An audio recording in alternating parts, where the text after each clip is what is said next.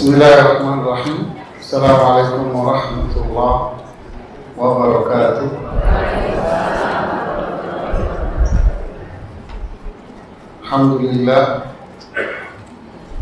Alhamdulillah ala ihsanih wa syukru ala taufiqihi wa amtinanih. Assalatu wassalamu ala rasulillah wa ala alihi wa sahbihi wa ba'd. Alhamdulillah, kita kembali dalam majelis ilmu. Semoga Allah memberikan keberkahan dari ilmu dan majelis ilmu. Dan kita berdoa semoga Allah mengajarkan kepada kita apa yang tidak kita ketahui dan menjadikan apa yang kita ketahui bermanfaat buat kita semuanya. Kembali kita bicara tentang amalan-amalan hati, perbuatan hati, yaitu kita akan bicara di hari ini tentang sabar. Sabar ini, kalau kita mendengar kata sabar, di pikiran kita terbersit kata nerima. Kalau dengar sabar, artinya dia udah nerima, kata orang Jawa. Dia nerima saja. Jadi ibaratnya apapun yang ada pada diri Anda, ya sudahlah, sabar, nerima, gitu. Apa sebetulnya kesabaran itu? Yang pertemuan sebelumnya kita bicara 2 kali tentang tawakal. Kali ini kita akan mengungkap hakikat dari sebuah kesabaran. Para ulama rahimahumullah ta'ala menjelaskan kedudukan sabar itu dengan ungkapan mereka yang sangat populer sekali, bahwa iman itu terdiri dari 2 bagian. Iman itu terdiri dari 2 bagian, sabar dan syukur. Iman terdiri dari 2 bagian, sabar dan syukur. Maksudnya, orang yang beriman adalah orang yang sabar dan dia orang yang bersyukur. Kemudian mereka, para ulama kita, mengatakan seperti Imam Ahmad Ibn Hanbal rahimahullah ta'ala, dia mengatakan kedudukan sabar pada keimanan seseorang itu ibarat kepala dengan badan. Kedudukan sabar pada keimanan seseorang itu ibarat kepala dengan badan. Tidak ada iman jika tidak bersabar. Sebagaimana tidak ada badan kalau tidak ada kepalanya. Ini kedudukan sabar yang begitu besar dalam iman seseorang. Saya ulangi lagi. Kedudukan sabar pada keimanan ibarat kepala dengan badan. Tidak ada iman kalau nggak sabar. Seperti layaknya apa? Tidak ada badan kalau nggak ada kepala, pasti mati. Berarti kalau nggak sabar, ya mati imannya. Tidak iman dia. Jadi iman itu sabar, dan sabar itu iman. Jadi kalau tubuh ya kayak kepala. Kalau nggak ada kepala, berarti tubuhnya mati. Itulah sabar dalam pandangan syariat. Dan ini memang sudah selaras dengan Al-Quran dan Hadis. Allah sebutkan di surat Saba pada ayat yang ke-19. Di surat Saba ayat 19 Allah berfirman, Inna fi dzalika laayatin likulli sabarin syakur.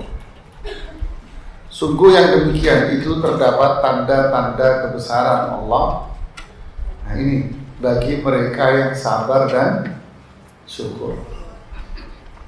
Jadi semua yang ada di alam ini, baik itu alam maupun wahyu Allah, alam semesta ini, atau wahyu Allah, hukum halal haram, semua ini akan bermanfaat bagi orang yang memiliki sifat sabar dan syukur. Nah, atas dasar inilah para ulama mengatakan ketika Allah menggandengkan antara sabar dan syukur, berarti menunjukkan bahwa iman itu terdiri dari sabar dan syukur. Ketika keduanya ada, maka dia bisa mengambil manfaat dari ayat-ayat Al-Quran, dari wahyu, dari perintah dan larangan, dan dia bisa beriman, bertauhid kepada Allah Subhanahu wa Ta'ala.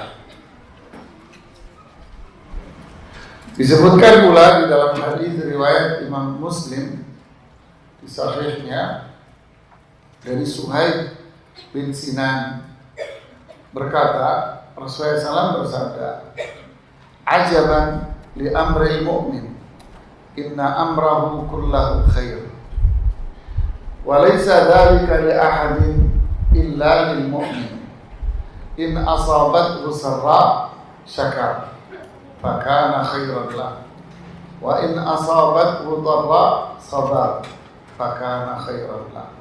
Lihatlah gambarannya, mengagumkan, luar biasa urusan orang beriman. Semua urusan dia itu baik. Lihat, semua urusan dia baik. Kok bisa? Nah, ini yang dijelaskan. Dan itu tidak akan terjadi pada siapapun kecuali hanya orang beriman saja. Ketika dia mendapatkan kenikmatan, dia akan bersyukur, dan itu baik buat dia. Ketika dia mendapatkan musibah, dia bersabar, dan itu baik buat dia. Berarti orang beriman itu semua hidupnya apa? Baik. Dapat nikmat, dia baik karena dia syukur. Dapat musibah, dia baik. Kenapa? Karena dia sabar. Dia sehat, dia baik. Dia sakit, dia pun apa? Baik. Kenapa? Karena sabar dan syukur. Punya duit, dia jadi orang baik karena dia bersyukur. Nggak punya duit, dia juga baik. Kenapa? Dia sabar. Suaminya setia sama dia baik karena dia bersyukur. Suaminya nggak setia sama dia pun baik karena dia bersabar. Sehingga semua kehidupan orang beriman itu jadi apa? Jadi mulia. Ajaban. Makanya Rasulullah SAW mengatakan ajaban. Ini keajaiban. Ini luar biasa. Ini luar biasa. suaminya setia sama dia, dia baik. Dia bersyukur, suaminya kawin lagi, dia pun jadi istri yang baik. Ya cuma contoh, nggak ada maksud. Siapa yang ada maksud, nggak ada maksud apa-apa. Ngasih contoh. Iya, biar tambah panas.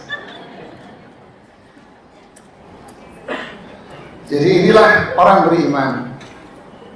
Jadi apapun yang menimpa dia, apapun yang ada pada dirinya, dia akan apa? Dia baik, semua terus dia baik, dia akan senyum. Ya, kata orang Jawa, mangan ramangan guyu. Ya, mangan ramangan guyu. Kalau ramak dulu, kata Ibnu Qayyim rahimahullah, dicaci maki orang, dihina orang, mereka tersenyum. Mereka senang, bahagia. Bahkan orang yang mencaci maki itu dikirimin hadiah sama dia. Dia senang, bangga. Dipuji orang, dia juga nggak mau. Dipuji orang, tidak mau, dia mau. Jadi apa yang ada pada dirinya, dia akan nikmati. Subhanallah. Inilah kemuliaan bagi orang yang beriman. Inilah kedudukan sabar dan bersyukur. Inilah namanya kebahagiaan orang hidup. Bahagia dia. Orang zaman dulu rumahnya panas, nggak ada AC-nya, mereka senang, bahagia. Kalau hujan bocor di mana-mana, mereka senang. Makannya cukup nasi liwet sama sambal, tapi mereka bahagia, senang, senyum mereka. Anaknya satu lusin, mereka bahagia, senang. Inilah orang dulu, sabar dan apa? Bersyukur, ibu. Apa yang ada pada dirinya, ya sabar, syukur sama Allah. Inilah kebahagiaan yang hakiki. Ini yang disebut oleh Syekhul Islam Ibnu Taimiyah. Siapa yang tidak menikmati surga dunia, dia tidak akan bisa menikmati surga di akhirat nanti. Inilah surga dunia. Inilah kebahagiaan yang dimana sekarang ini sulit untuk kita dapati, kita lihat orang yang seperti ini. Sulit, sudah.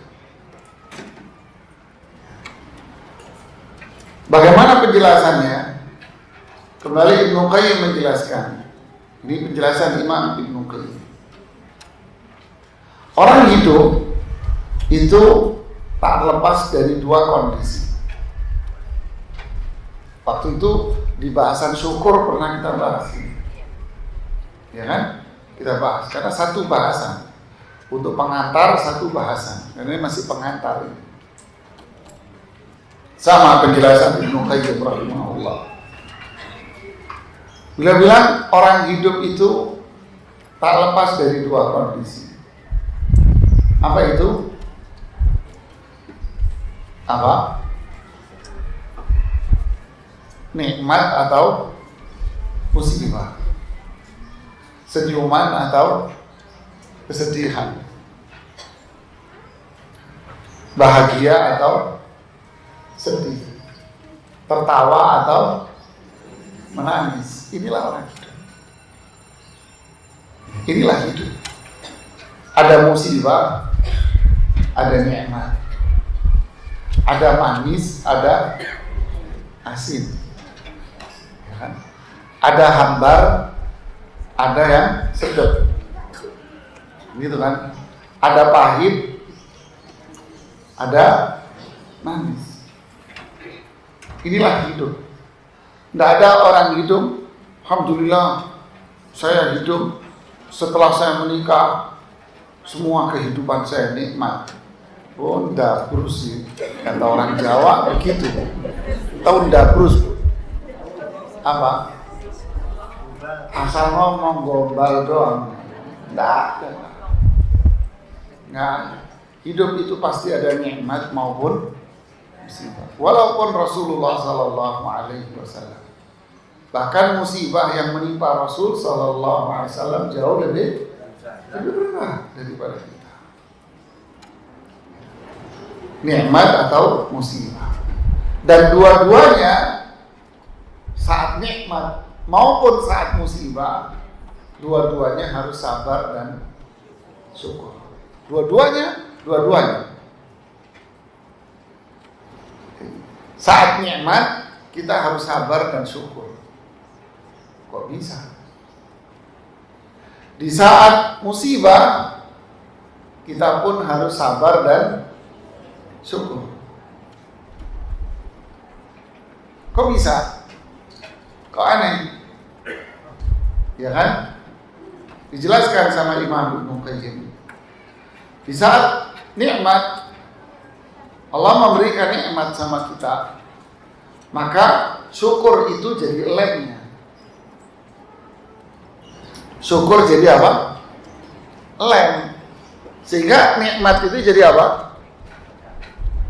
Nempel. Nikmatnya nggak pergi, nggak hilang. Lemnya apa? Syukur. Dan syukur itu juga pancing. Dia bisa mendatangkan apa?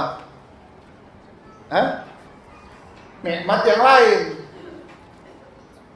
Dia magnet. Dia bisa nyedot yang lain. Itulah syukur, kata beliau. Jadi di saat nikmat orang bersyukur, maka syukur itu jadi lem.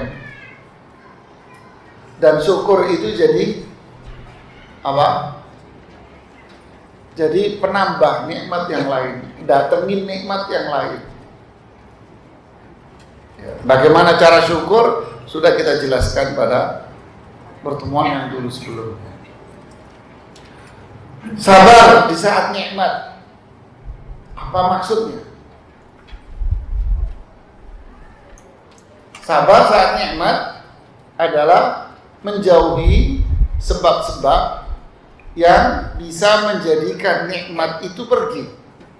Lemnya jadi nggak lengket. Jauhi itu sebab-sebabnya. Apa itu? Maksiat. Jadi di saat nikmat sabar. Maksudnya apa? Jangan berbuat maksiat.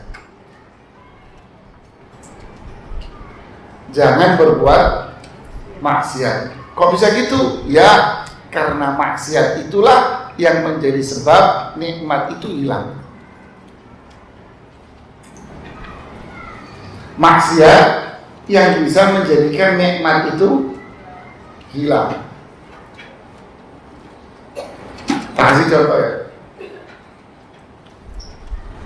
Kata Ibnu Hajar, Imam Ibnu Hajar, minuman dikasih madu. Kata Ibnu Hajar di Fathul Bari, minuman dikasih madu.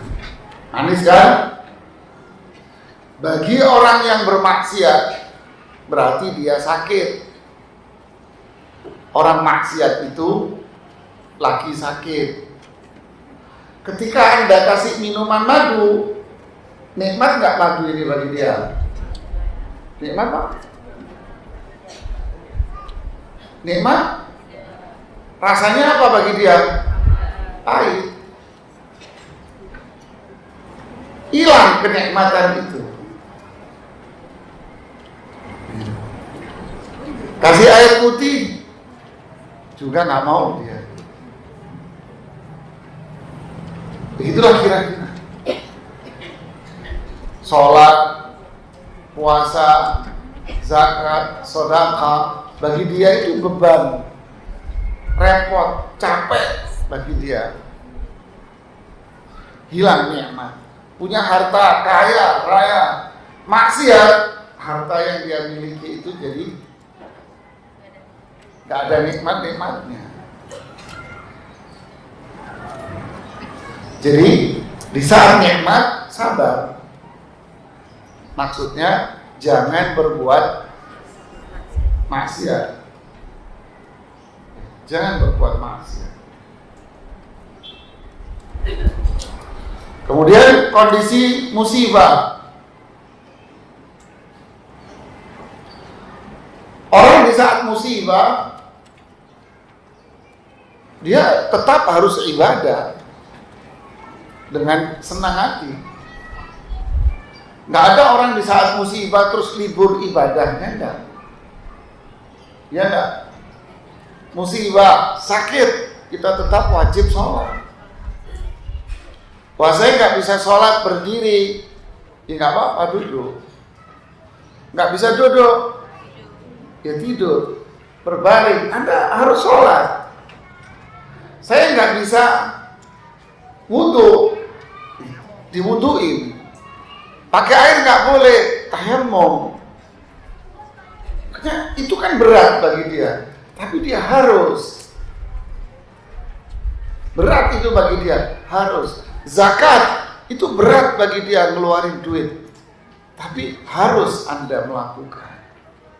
Jadi ibadah itu dilakukan dalam kondisi senang maupun dalam kondisi susah. Jadi ibadah itu bukan harus senang doang. Kalau senang ibadah, kalau susah ogah. Nah, ibadah itu susah. Nah, ini musibah. Atau musibah-musibah yang bersifat duniawi, sakit, kekurangan harta, kehilangan orang yang dia cintai, dan sebagainya. Nah, di saat musibah, bagaimana caranya kita tetap senyum dan senang? Ya. Syukur di saat musibah. Mana caranya? Apa? Tetap lakukan ketaatan. Sakit nih, nggak bisa sholat saya, berdiri. Maka syukurlah kamu di saat musibah. Maksudnya tetap sholat kamu walaupun duduk. Tetap sholat walaupun kamu repot. Walaupun berat bagi kamu, tetap kamu wajib untuk ibadah kepada Allah. Gak punya uang pas-pasan, tetaplah kamu ibadah sama Allah. Apa itu? Sedekah, berbagi sesuai dengan kemampuan Anda. Sampai Rasulullah SAW bilang, la tahkiranna jaratun li jaratiha walau firsinasha. Janganlah tetangga perempuan merendahkan tetangga perempuan yang sebelahnya. Kenapa? Karena tetangga sebelahnya ngirimin sama dia hadiah tulang kambing. Artinya dia nggak mampu, tapi dia ingin berbagi gitu. Kebetulan hari ini dia bikin lontong. Ya, isinya oncom mahal. Ya mahal bu oncomnya. Oh murah. Ya udah isi oncom. Tempe rusak. Ini tempe burukan dimakan. Dia bikin lontong lalu berbagi ke Anda. Anda dikasihlah lontong itu. Terus Anda bilang, cuma lontong aja dibagi-bagi. Perempuan ya mulutnya cumil. Cumil mulutnya. Bibirnya leges katanya orang. Bibirnya ini enteng banget gitu. Cuma lontong dibagi-bagi. Kata Rasulullah SAW, jangan dihina, jangan direndahin. Ya, artinya apa? Udah bu, jangan terusin. Bener kan mulutnya? Cerdas, bener. Maksudnya apa? Di saat musibah teruslah Anda beribadah. Itu namanya syukur di saat musibah. Di saat musibah teruslah Anda berzikir. Walaupun sakit, terus Anda berzikir. Ada seorang nenek-nenek umurnya 80-an tahun lebih. Kedua matanya sudah buta. Tidak bisa berjalan, kakinya lumpuh karena faktor usia, gula dan sebagainya. Matanya buta. Sehingga beliau ini hanya bisa tiduran di atas ranjangnya saja. Ngapain? Umumnya orang ngapain? Ya udah bengong gitu kan? Tapi ibu ini tidak.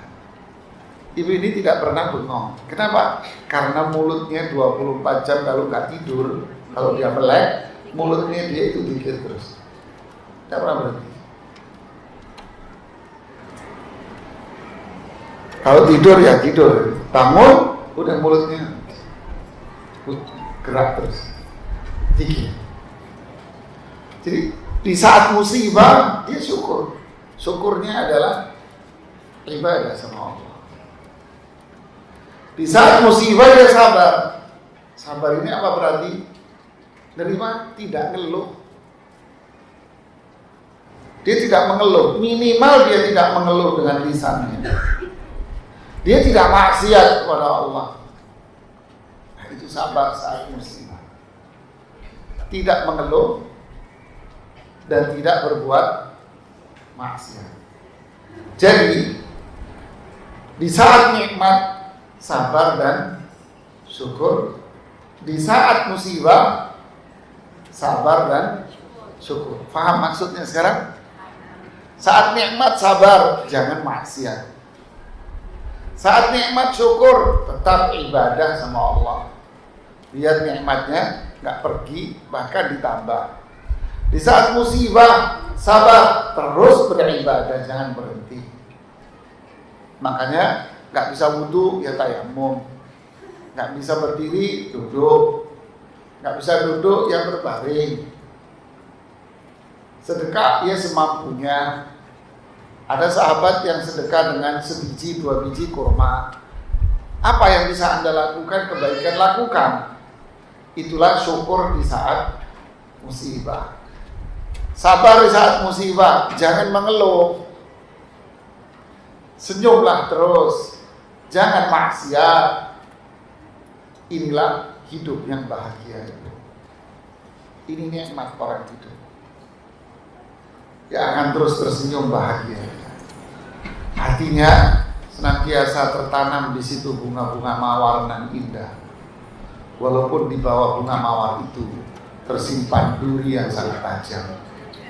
Tapi apalah artinya sebuah duri jika mawar itu merekah merah cukup indah. Itu romantis ya Pak.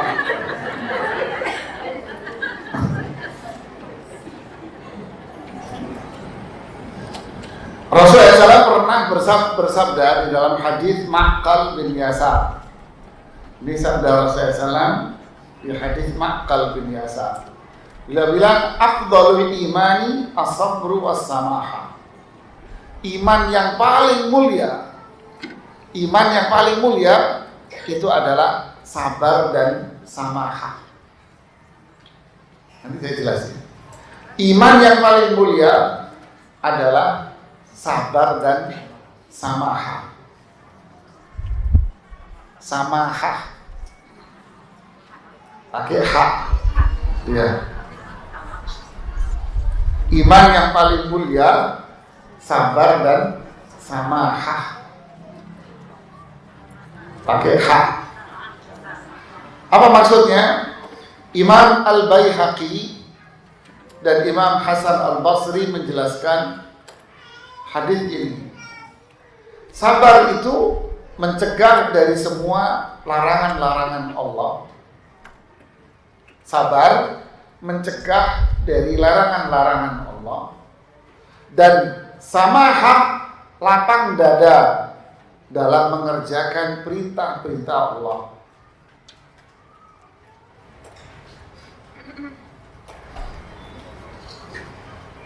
Paham?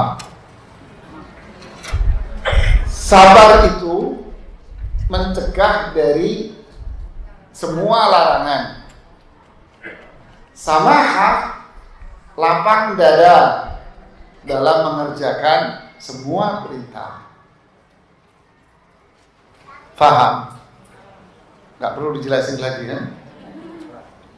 Jadi iman yang paling mulia adalah sabar. Artinya sabar apa? Tidak berbuat maksiat. Jadi iman yang paling mulia adalah sabar. Jadi sabar itu tidak berbuat maksiat. Dan yang kedua, samahah. Berarti samahah itu apa? Mudah dan tidak menunda-nunda dalam mengerjakan perintah. Inilah sabar dan samahah.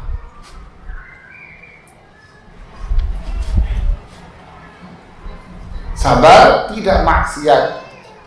Termasuk maksiat itu apa? Ngeluh, ya kan? Ngedumel, ya. Bahasa kerennya ngersulo, ya, ngedumel, ngeluh, ya. Enggak apa? Tidak memiliki sifat qanaah, merasa enggak puas terus. Larangan ya maksiat-maksiat yang lain, dosa-dosa besar. Jadi iman itu sabar, jangan maksiat. Iman itu samahah, kerjakan semua perintah Allah. Imam Ibnu Qayyim mengatakan hadis ini sederhana. Iman yang paling mulia adalah sabar dan samahah. Hadis ini sederhana, kata beliau, tetapi mencakup tingkatan-tingkatan iman dari pertama sampai akhir.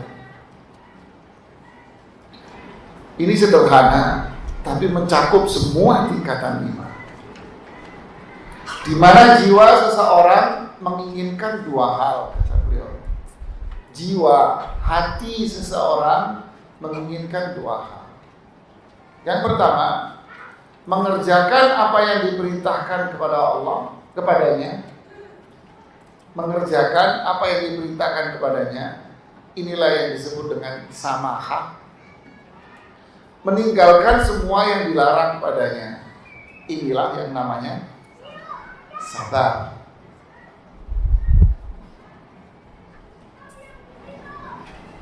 Jadi, benarkah ungkapan sabar itu nerimo?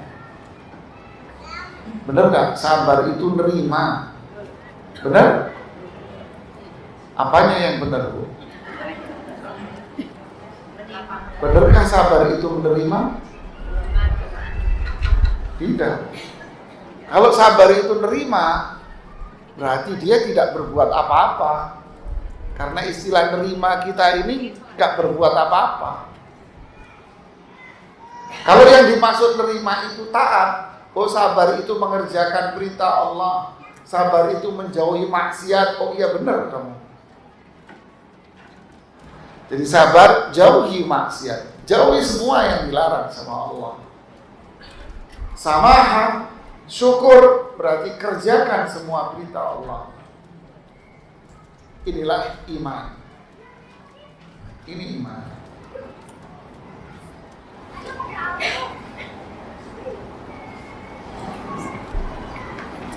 Umar bin Khattab pernah bilang begini. Ini ungkapan Umar bin Khattab. Bila bilang, kehidupan terbaik yang kami dapati dengan sabar. Kehidupan terbaik yang kami dapati dengan kesabaran.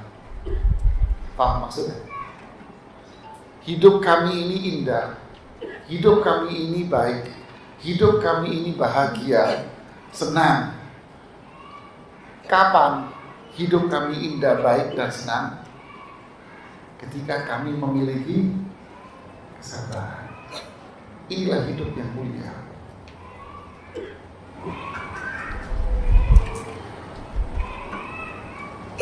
Apakah ini berlaku hanya orang tertentu, kaya, miskin?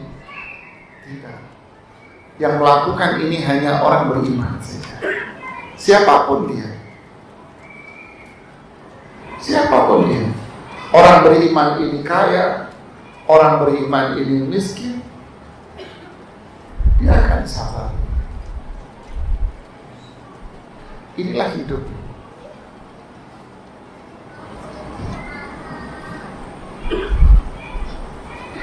Yang kepanasan, Bu, itu bukan ibu aja yang pakai jilbab.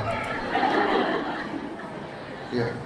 Yang di luar yang pakai kaos oblong, itu juga dia merasa dirinya panas. Iya enggak? Dia pakai kaos, dia pakai celana pendek, tapi dia tetap bilang apa? Panas. Anda pakai jilbab double, Anda akan bilang apa? Panas. Semua akan merasa panas. Inilah hidup, Ibu. Ini hidup.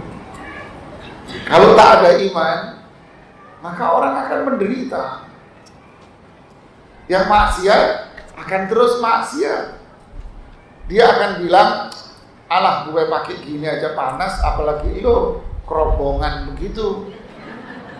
Kan gitu kan? Ini aja panas, apalagi kerobongan begini lah tambah panas. Tambah menderita dia. Tapi kalau kita sadar bahwa hidup ini memang panas, ada waktunya untuk dingin, ada waktunya untuk panas. Gimana? Itu jangan melanggar hukum Allah.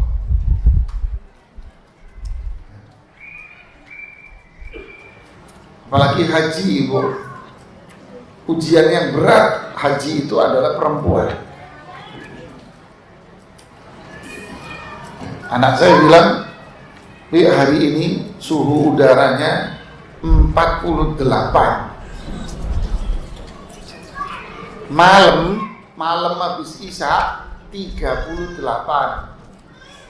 Itu anginnya bukan semriwing, Bu.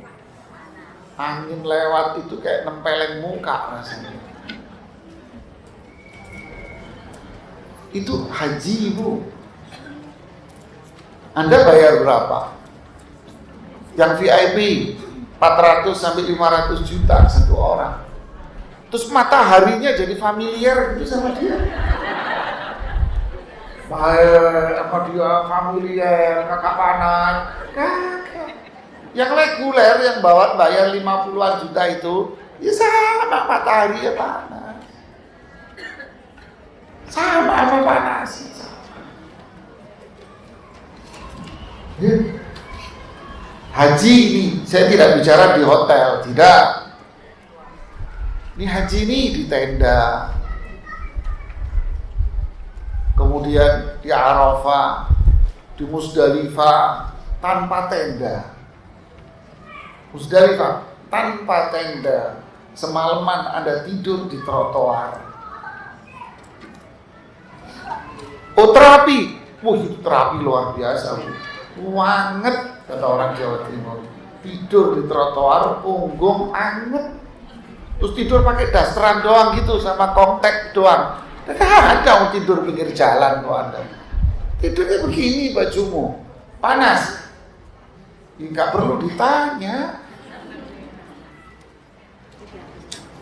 Enggak perlu ditanya. Anda terus pakai itu kipas angin kecil taruh di muka. Lah pulang tanganmu mereng kali, Bu, begini, Bu. Pulang dari haji tanganmu begini kayak pulang haji kok stroke. Iya kelamaan bawa kipas angin. Sama terus Anda kipas-kipas gini terus. Mereng tangan saya. Nggak ada. Nikmatilah. Saya bilang, ini makanya haji bagi perempuan itu jihad yang tanpa senjata. Loh, laki, nggak usah ditanya. Laki bisa telanjang dada. Dia cuma pakai kain ihram saja, panas banget, dicopot kainnya sama laki. Iya, dicopot kain bagian atasnya, udah laki, cewek, nggak boleh dia pakai baju seperti apa adanya. Panas. Jadi hidup ini memang ibadah itu berat. Ibadah, orang kalau nggak ada iman, dia nggak akan ibadah gitu ya Bu. Nggak ada ibadah.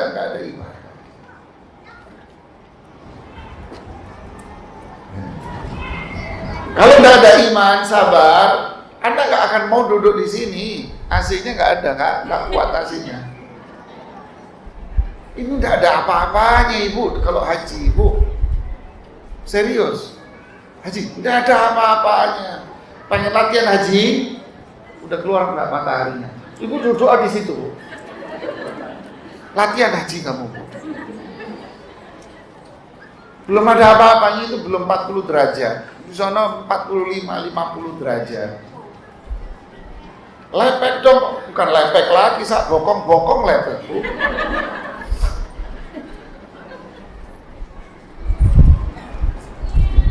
Mandi aja deh, mandi sono, airnya panas juga.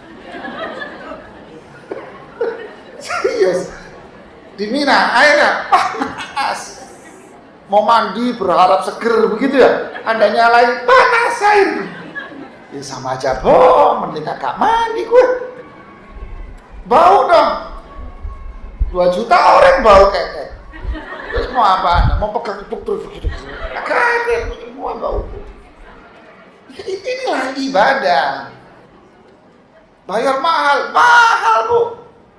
Gak percaya? Tanya sama ibu-ibu yang pernah haji. Inilah hidup. Makanya Umar bin Khattab mengatakan tadi apa? Kehidupan terbaik yang kami dapati dengan sabar. Nikmat. Anda tanya tidur paling nikmat di mana? Di Musdalifah. Jadi nikmat enak gitu. Subhanallah. Jadi dengan iman, semua yang ada dalam kehidupan kita ini jadi apa? Jadi indah. Indah sekali. Itu tadi yang saya contohkan mawar merah. Semakin indah mawar itu, semakin besar mawar itu, semakin bagus warnanya, durinya semakin tajam. Ya, benar tidak? Tambah tajam durinya. Kenapa kok jadi nikmat? Karena yang Anda lihat bukan durinya. Yang Anda lihat apanya? Mawarnya yang indah. Ketusuk. Apa? Senang Anda ketusuk. Malah bangga Anda ketusuk. Malah setiap hari Anda sibuk ngurusin mawar pagi-pagi. Iya enggak? Nah, ini sekedar contoh. Kehidupan terbaik yang kami dapati dengan sabar. Mungkin Anda bertanya, bagaimana caranya Ustaz? Nah, inilah caranya yang Rasulullah SAW ajarkan kepada kita di hadis riwayat Imam Bukhari dan Muslim. Beliau bersabda, "Wa man yatasabbar yusabbirullah. Wa ma u'tiya ahadun ata'an khairan wa awsa' min as-sabr." Allahu Akbar.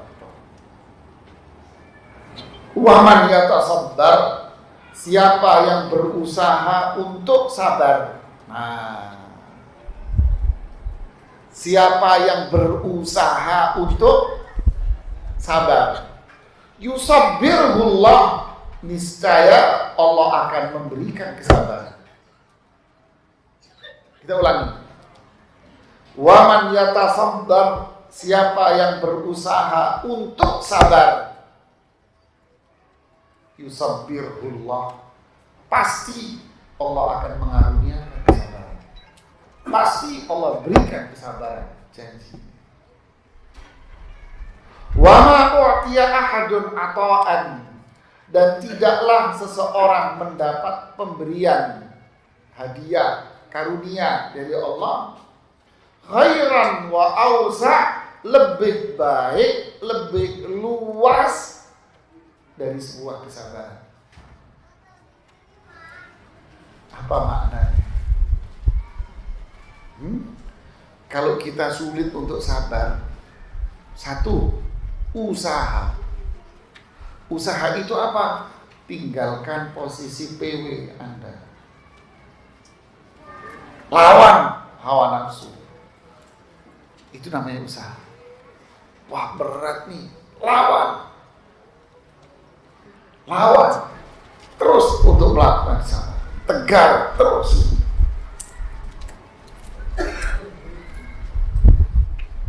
Yang kedua, doa.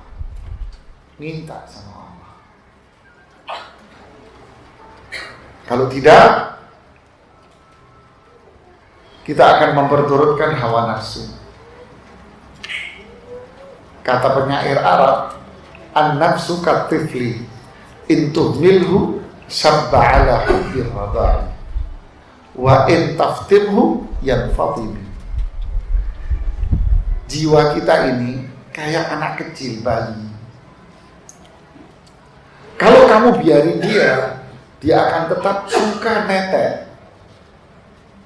Kamu akan diemin, dia akan terus suka netek dia. Tapi kalau kamu paksa dia untuk apa? Disapih ya. Untuk berhenti, dia akan berhenti juga. Itulah hawa nafsu kita. Anda diemin, aduh repot ya, ini ya, habis kita, binasa kita. Tapi kalau kita lawan, udah, saya harus begini, sabar, jangan maksiat, jangan melanggar hukum Allah, samahah, lapang dada, syukur, kerjakan, lawan hawa nafsunya, berdoa sama Allah. Di buku yang lain, kitab yang lain, Ibnu Qayyim bilang di kitab Fawaid, orang beriman itu akan menjadikan hawa nafsu dia itu musuhnya dia. Orang beriman akan menjadikan hawa nafsu dan setan itu musuhnya dia, dilawan sama dia. Disitulah dia akan menjadi hamba Allah dan kekasih Allah.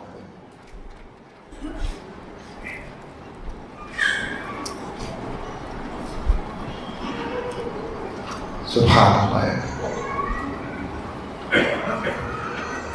Kemudian di sini Rasulullah SAW mengatakan bahwa apa nikmat dan karunia Allah yang besar pada seorang hamba, Allah jadikan dia penyabar.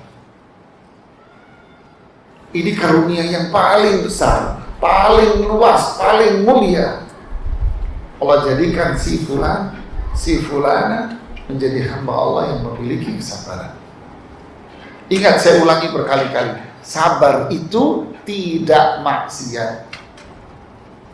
Ingat, sabar tidak maksiat, tidak melanggar hukum Allah dan Rasul. Syukur taat sama hukum Allah dan Rasul. Ingat itu.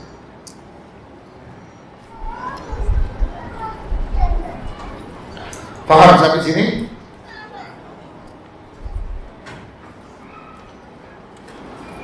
Sabar sebetulnya, ya, tadi di atas itu masih bicara tentang kedudukan sabar. Oh, masih panjang? Iya, masih panjang. Berarti sabar itu apa? Sabar dalam bahasa Arab itu artinya menahan diri. Nggak mau. Sabar itu artinya menahan diri dari sesuatu, nggak mau dia sabar. Seperti di surat Al-Kahfi ayat 28. Coba lihat Al-Kahfi 28.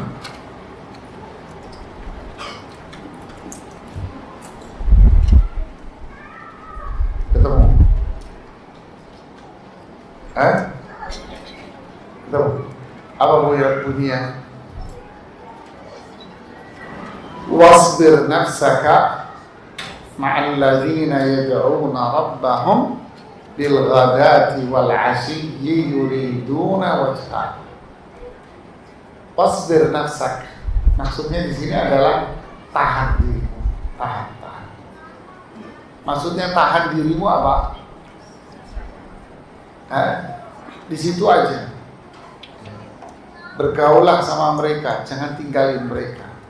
Jadi sabar di sini maksudnya adalah tahan diri, tahan dirimu. Kenapa? Karena Rasulullah SAW itu diledek, dibully sama penduduk Mekah. Apa isi buliannya? Tuh Muhammad kalau mainnya sama orang-orang miskin. Tuh lihat tuh Muhammad temennya orang-orang miskin.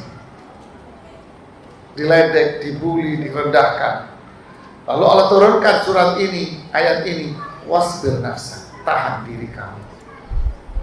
Jangan marah atas hinaan itu, jangan maksiat, jangan tahan. Terus tahan diri sama mereka, duduk karena ini kebaikan. Dan duduk aja di situ. Bergaulah sama teman-temanmu yang miskin ini. Yad'una rabbahum bil ghadati wal 'ashyi, mereka rajin ibadah pagi dan sore. Jadi sabar itu artinya menahan diri. Makanya tadi apa? Sabar, nahan diri dari semua yang dilarang sama Allah. Menahan lisan, mulut untuk tidak mengeluh, tidak mencela, tidak mencaci, tidak merendahkan, nggak teriak-teriak kalau disampa musibah. Menahan diri dari maksiat. Lisan, jangan mengeluh, jangan merendahkan, jangan menghina, jangan teriak-teriak kalau ditimpa musibah, jangan. Jangan jadi tawak masjid. Maksudnya apa? Kalau timpa musibah, jadi tawak masjid ya. Kayak zaman dulu itu loh Pak, Bu. Kalau ada apa? Kalau ada layar tancap, tuh keliling-keliling di kampung-kampung pakai mobil kan? Dulu di kampung, di sini mungkin nggak ada kali. Ada paling di Bekasi atau mana gitu kan. Teriak-teriak dia, saksikan nanti malam, gitu ya. Jadi kalau ditimpa musibah, kayak layar tancap gini deh. Teriak sono, ngomong sama temennya sono, curhat sono, ngomong di statusnya lagi bete gue, lagi ini gue, ya layar tancap loh. Iya kan? Jangan. Sabar, jangan maksiat. Artinya tahan mulut dari apa? Ngeluh, ngomel, gerudel, tahu gerudel? Ya ngomel, ngerendahin, teriak-teriak, membuka aib, cerita sono, cerita sini, mau ngapain? Ini ada maksiat namanya. Jangan, tahan mulutmu, tahan.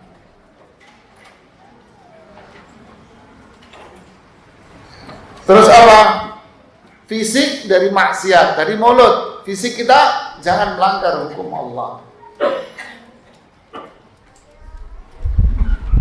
Ada cerita nyata ini Ibu. Ini terjadi sama seorang suami yang umurnya bapak ini 60 tahun. Umurnya bapak ini 60. Berarti istrinya ya di atas 50-55 ke atas. Udah tua lah, ya kan gitu. Bapak ini datang ke saya bercerita. Dia cerita panjang kalau dulu tinggal di Jakarta. Kemudian kena COVID, akhirnya habis pekerjaan dan semua. Sehingga dia tidak bisa lagi bertahan di Jakarta. Akhirnya dipulangkanlah istrinya ke kampung, tinggal di kampung di rumahnya. Rumah sendiri di kampung. Sang bapak ini yang umur 60 ini tetap dia di Jakarta bekerja di sini. Uang dikirim. Pulang dia, sesekali dia pulang. Ketika bapak ini pulang, dia kaget tuh, Pak. Apa itu? Istrinya sudah tidak mau lagi sholat.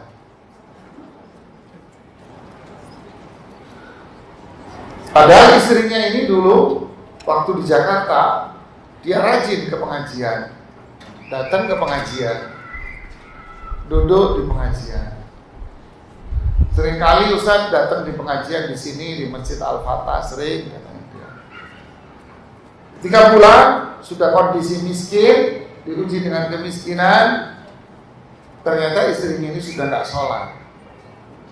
Menangisi suaminya ini, kagak dinasehati panjang lebar, cuek aja nggak didengerin, nggak didengar.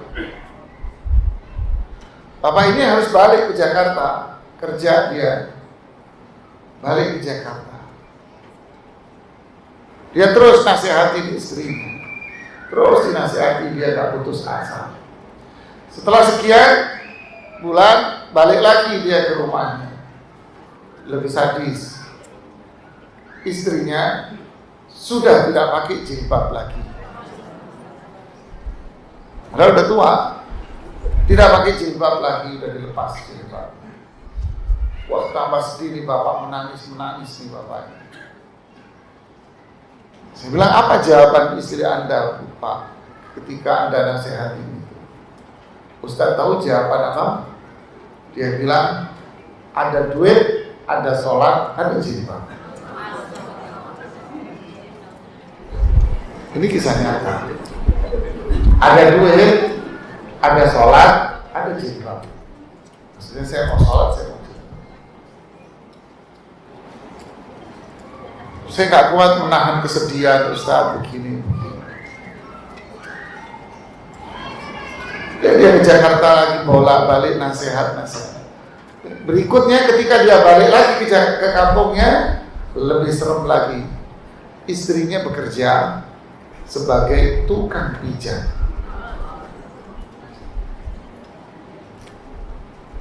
Inilah jamaah ketika kesabaran itu hilang pada dirinya. Dan ini kisah nyata. Ini kisah nyata. Tak ada kesabaran. Ada ibu-ibu berangkat haji, daftar haji VIP, penerbangan minta bisnis kelas. Ibu ini kalau nggak di shock terapi, dia menganggap haji ini adalah hotel bintang 5 semua.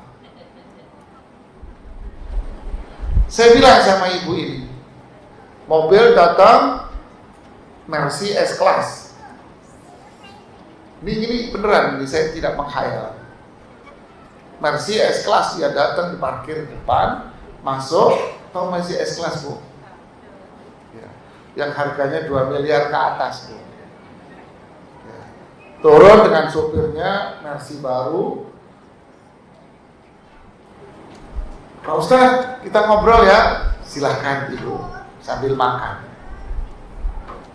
Ngobrol dia dengan gaya seorang ibu dengan mobil S-Class, gitu kan ya. Luar biasa gayanya. Ya, kita pun harus sabar menghadapi gaya begitu kan. Saya bilang, Ibu ingat, saya berpesan kepada ibu, saya bilang, ingat, haji ini bukan traveling. Ibu ya, Saya bilang, Bu, haji bukan traveling. Kaget dia. Haji bukan wisata. Haji ini ibadah. Dan ini sangat dan super berat bagi perempuan. Anda bayar VIP, jangan berharap Anda nyaman. Jangan berharap. Mimpi kamu berharap nyaman. Nyaman itu nanti kalau sudah selesai haji, udah bubar, nah itu baru bedanya Anda. Anda akan di hotel 5, mewah, sudah nggak kipas-kipas lagi, Bu. Iya, terus nggak keringetan, bokongnya udah nggak keringetan, Bu. Udah ada akan nyaman, super nyaman Anda di situ, dimanjain Anda. Kapan? Nanti kalau sudah selesai, disitulah VIP Anda. Tapi waktu haji, Bu, jangan berharap. Anda kepanasan, dan Anda akan selalu kepanasan dengan suhu 45 derajat. Jangan berpikir skincare Anda bawa satu tas. Lele bu, gosong mukamu Bu skincare. Rapayu skincare Bu, agak laku. Pengen tahu muka ibu-ibu yang asli itu. Ya. Saya pernah bingung di jamaah saya waktu haji. Ustaz mau nanya nih Ustaz begini. Maaf ibu jamaah mana? Astagfirullahaladzim, teriak ibu. Saya jamaah Ustaz, masa lupa? Muka ibu beda. Ya Ustaz jangan begitu dong, saya bikin malu. Akhirnya, ya iya Bu, ini wajah aslinya. Suaminya ketawa nungging suaminya. Jadi inilah. Jadi tanpa sabar menderita kita itu. Mau hartanya banyak, apalagi miskin, tambah menderita Anda.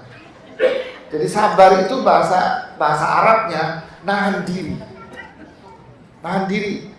Tapi secara istilah Pak, sabar itu apa? Jangan maksiat.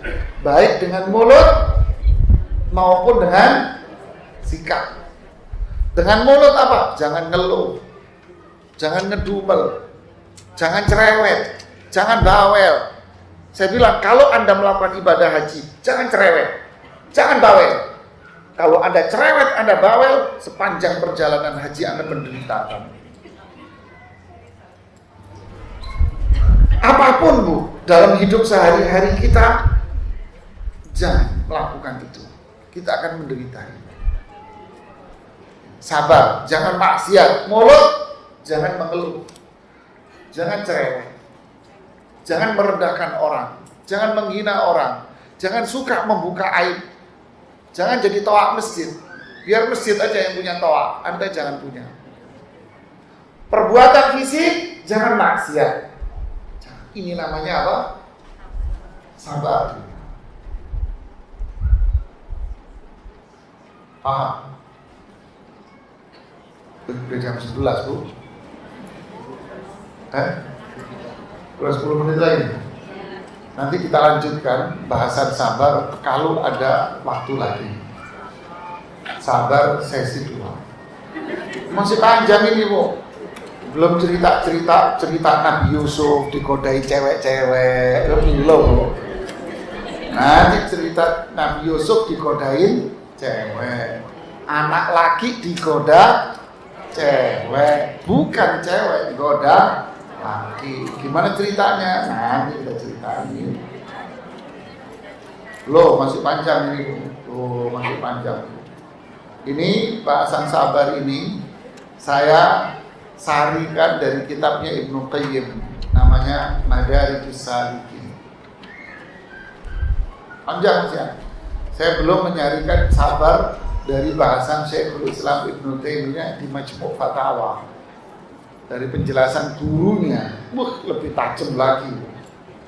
Kita sederhanain tentunya, saya sederhanakan. Insyaallah kita akan lanjutkan sabar itu iman di bagian yang kedua, jika Allah memberikan kemudahan buat kita semua. Semoga Allah mengaruniakan kesabaran buat kita semuanya. Semoga Allah memberikan keteguhan iman dengan sabar dan syukur, sehingga hidup kita ini senantiasa diberikan kemudahan, sehingga hidup dunia kita ini adalah surga. Dan semoga Allah masukkan dan kumpulkan kembali di surga Allah Subhanahu wa taala. Wallahu taala a'lam bissawab. Silakan kalau ada yang mau bertanya.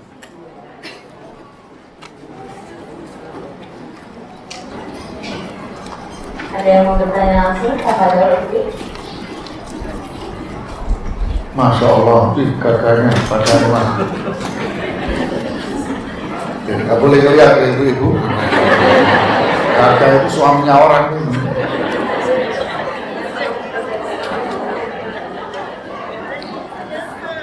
Ada pertanyaan di sini.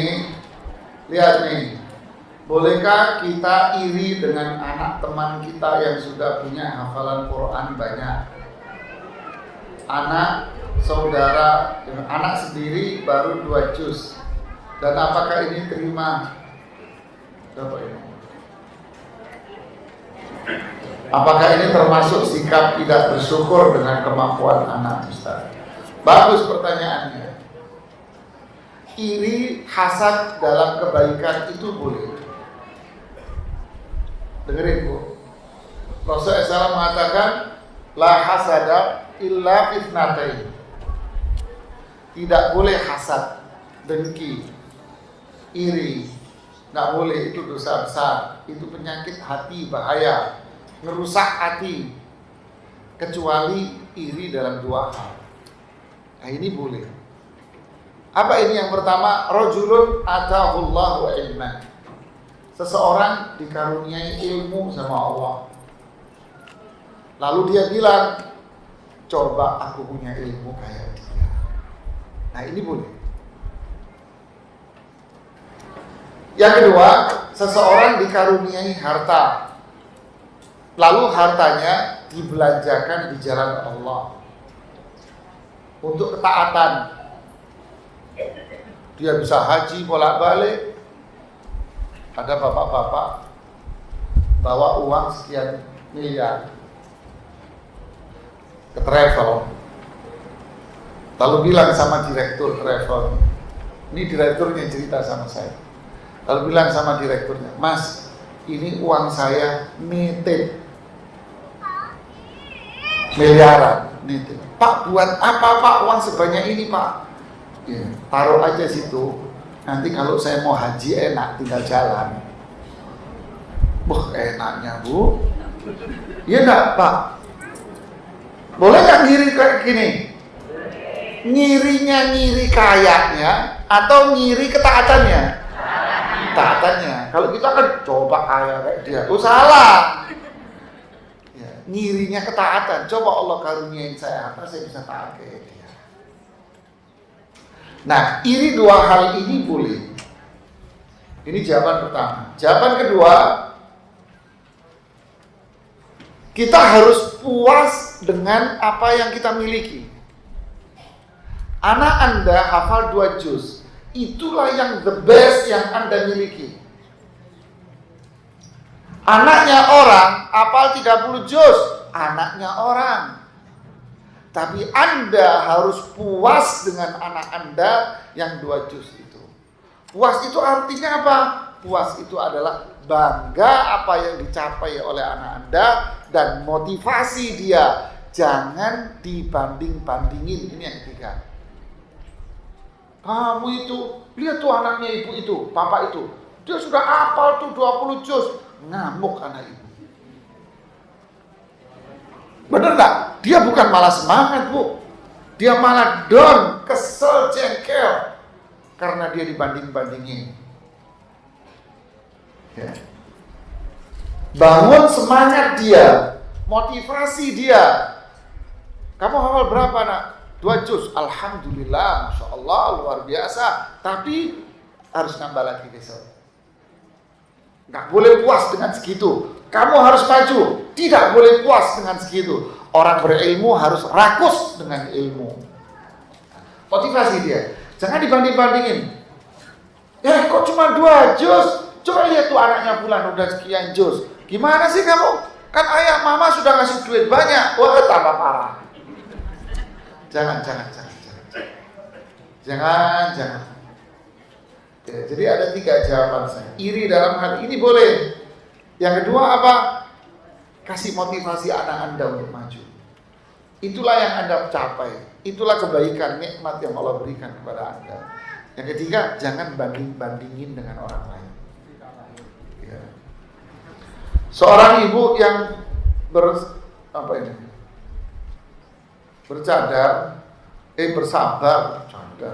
dalam menghadapi anaknya yang narkoba dengan cara tetap memakai uang, tetap memberi uang kepada anaknya tersebut. Padahal uangnya sudah tahu pasti dibelikan untuk narkoba. Ya ini salah. Ini salah namanya. Wala tulqu bi aydikum ila tahluka. Ya, jangan melemparkan diri Anda ke dalam kebinasaan. Biasanya orang tua di sini dalilnya sayang, kasihan anak saya, ngasihnya ngumpet-ngumpet jangan sampai tahu ayahmu. Ini bunuh anakmu, Ibu. Saya pernah ada kasus dulu di pondok. Saya masih jadi pembantunya pesantren dulu. Ada kasus kepala sekolah sama bagian kesiswaan, kepengasuhan lapor sama saya. Ustadz, ada kasus pencurian di pondok. Kasusnya begini, kronologinya begini. Terus ayahnya nggak terima kalau anaknya dianggap dituduh mencuri. Oke, masalahnya di situ. Ya. Terus gimana? Ayahnya nggak terima, marah-marah dan sebagainya. Oke. Mana nomor teleponnya? Saya mau bicara sama ibunya saja. Kalau ngomong sama ayahnya berantem saya nanti. Nah, gitu kan? Ya udah. Saya ngomonglah sama mamanya bercadar.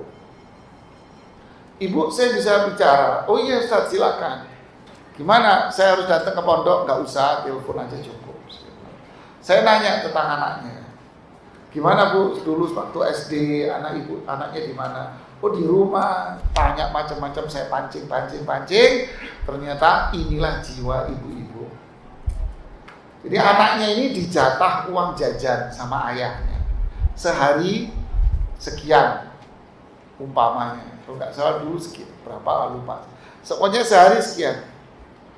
Mulai dari pagi sampai sore, malam, pokoknya harus sekian sehari. Nggak mau tahu. Nah, seringkali jajanan itu habis ketika pulang sekolah. Ya kan? Habis pulang sekolah. Ini cerita masih SD ini. Minta ke ayahnya, didamprat sama ayahnya. Ayahnya mantan preman lagi. Bertato ayahnya. Menghapus sudah gak akan berani, sudah dicincang sama ayahnya. Mintanya ke mamanya. Bunda minta uang. Apa jawaban mamanya? Kasihan. Apa yang terjadi? Mamanya ini ibunya punya warung di rumah. Ya, sembako. Biar gak ketahuan ayahnya, suaminya, ibunya bilang gini. Ini perhatikan, ini ibu-ibu nih khususnya. Ini ibu-ibu nih. Ibu ini bilang sama anaknya, nah ambil sendiri uang di laci. Ngambillah dia uang di laci sekali, 2 kali, berikutnya jadi kebiasaan. Jadi mindset di otaknya anak, pokoknya kalau duit gue habis, saya ke laci. Mondoklah nih anak. Nah, jawabannya begitu. Habis jatah jajanan dari sang ayah. Pergilah ke laci. Lacinya siapa? Laci temennya. Nah, jadi ini kasih sayang menurut orang tua, mamanya. Tapi sebetulnya mamanya menyesatkan anaknya. Ini nyungsepin anak ini namanya. Ini mohon maaf ya, bahasa saya saklek loh ya. Bahasa saya saklek, jangan tersinggung. Biar lebih tajam aja, lebih paham. Jadi kalau kasus seperti ini, apa solusinya? Jangan dikasih duit. Jangan dikasih duit. Satu, akses komunikasi dia tutup dengan dua yang luar, termasuk handphone. Ya, termasuk handphone. Terus gimana dong? Kasih handphone jadul yang dia nggak bisa ngapa-ngapain. Ya, karena handphone ini yang bahaya nih. Dia mainan di situ. Dia punya 1001 macam cara. Ya, tutup akses. Terus bagaimana? Pindahin ke teman yang baru. Anda harus kurung dia di rumah, stres. Kasih teman yang baru, lingkungan yang baru, ajak dia, tenteng dia ke tempat-tempat yang baik, jauhkan dari lingkungan yang buruk. Perlu rehabilitasi dulu biar sembuh, sadar dan sebagainya. Jangan malah dikasih. Ini bukan sabar namanya, menyesatkan. Apa yang menjadi pembeda antara cobaan yang harus membuat kita sabar dengan hukuman azab dan dosa yang kita lakukan? Intinya Allah tidak akan menurunkan keburukan kepada seorang hamba yang beriman. Orang beriman akan diberikan musibah. Orang beriman akan diberikan apa? Musibah, bukan buruk. Itu musibah, ujian untuk naik kelas, naik tingkatan. Untuk apa? Menghapus dosa dia. Walaupun kita merasa itu buruk, tapi sebetulnya itu tidak buruk, baik. Tapi kalau adab gimana? Adab itu bagi mereka yang tidak beriman, hidupnya maksiat, jauh dari Allah. Nah itu adab itu buat dia. Jadi yang membedakan adalah siapa si fulan ini.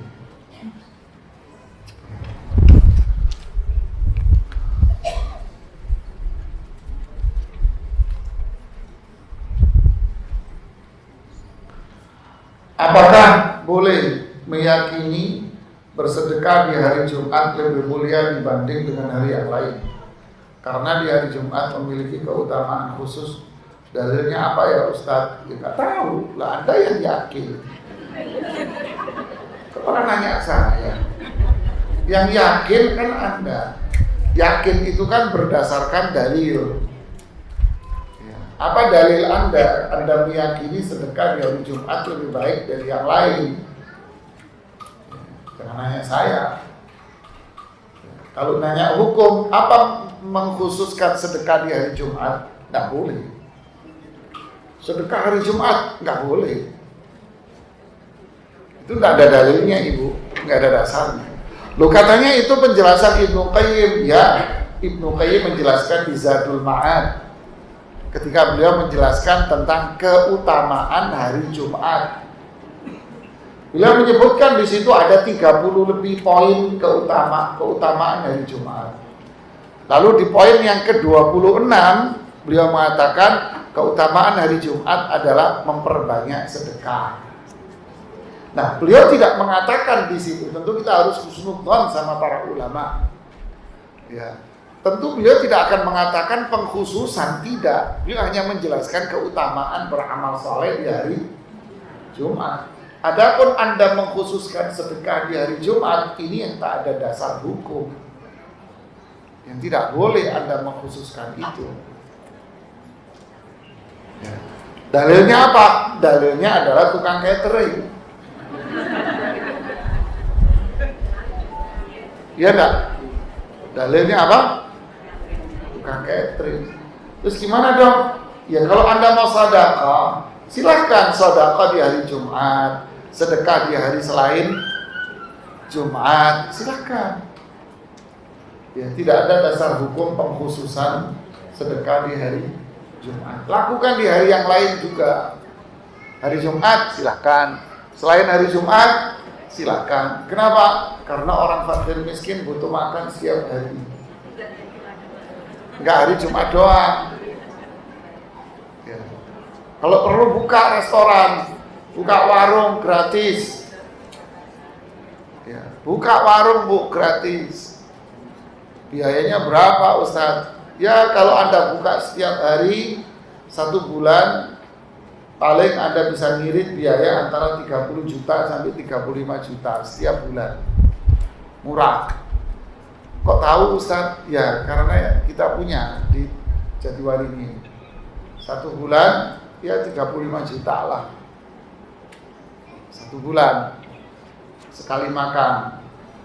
Ya, porsinya 200 porsi sekali makan. Anda mau buka? Buka silakan. Itu kalau untuk 200 porsi. Kalau Anda mau bikin 100 porsi, ya berarti biayanya 15 sampai 16 17.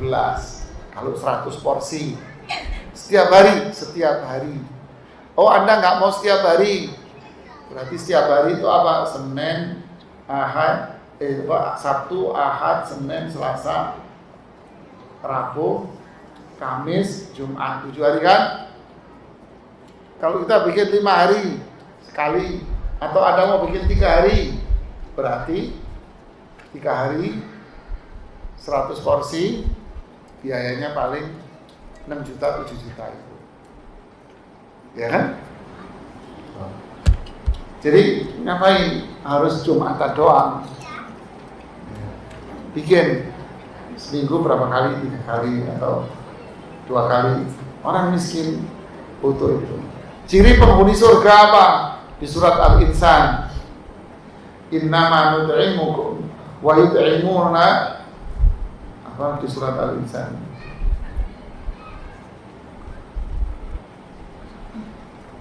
Tahlilah. Di surat Al-Insan Allah menyebutkan ciri penghuni surga, di mana mereka memberi makan miskinan wa yatiman wa asira. Mereka kasih makan orang-orang miskin, kemudian tawanan perang, mereka kasih makan. Innama nut'imukum liwajhillah. Innama nut'imuhum liwajhillah. La nuridu minkum jazaan wala syukura. Kami kasih makan mereka hanya mengharap wajah Allah semata. Kami tidak menginginkan balasan dari kalian, dan tidak menginginkan apa? Terima kasih dari kalian. Tidak. Jadi ini amal saleh. Jadi mengkhususkan hari Jumat tidak ada dalil, tidak boleh. Wallahu a'lam. Ada lagi yang mau bertanya?